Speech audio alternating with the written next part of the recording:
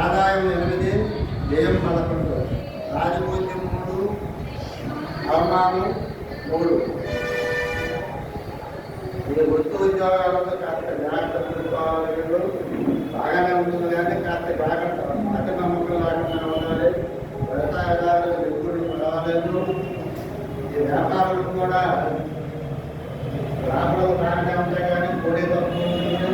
విద్యార్థులు కాస్త ప్రణాళికాయుతంగా చదువుకోవాలి. ఆర్థికంగా చదువుతుంది. రైతుల సహాయం అందుతుంది. ఈ వస్తు జాగ్రత్తలు పట్ల ప్రాధాన్యత తీసుకోవాలి. వస్తువులు బాగుంటున్నాయి ప్రణాళిక ఉంది. కాస్త ప్రజారాష్ట్రాలు వస్తువులు జాగ్రత్తగా ఉంచుకోవాలి. ఆరోగ్యం పట్ల కూడా కొంచెం శ్రద్ధ తీసుకోవాలి. వీళ్ళు కన్యారాశి వారు కొత్త బట్టలు, పుస్తకాలు ఇది దానం చేస్తే ఆకుపచ్చ బట్టలు, పుస్తకాలు. ఓం గణపతి అనే మంత్రం చదువుతూ ఉండండి.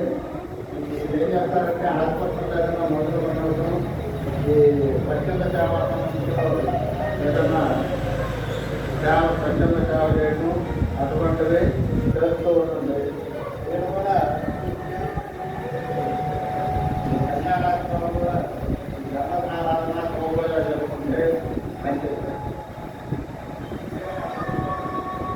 వాటమంత్రోయ వాటికి పోషణం వామే శక్తి అంటే ప్రకారాయ నమో నమః. అటువంటి శివ స్తోత్రాలు కానీ గణపతి స్తోత్రాలు కానీ చదువుకుంటూ ఉండండి. ఇక తులారాశి.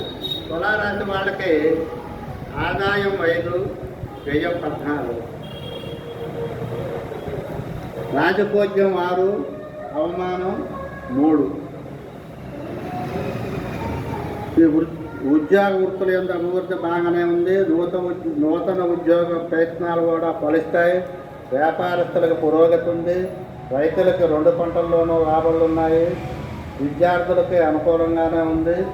ఈ ఉన్నత విద్యా ప్రయత్నాలు కానీ విదేశీ ప్రయత్నాలు కానీ బాగానే ఫలిస్తాయి.